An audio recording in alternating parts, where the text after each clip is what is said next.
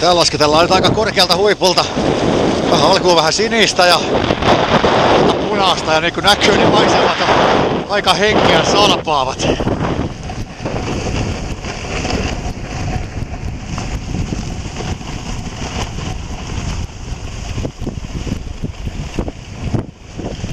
Täältä mennään ohi oikealta ja vasemmalta näköjään.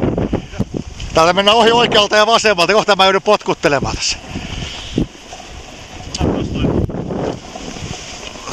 Ei tuolla niin paljon, että taitaa olla parempi, että mä pidä sä vaan.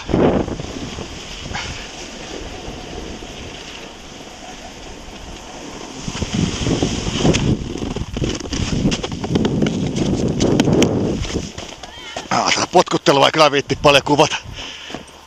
Sieltä on yksi tyytyväisen näköinen hiihtäjä.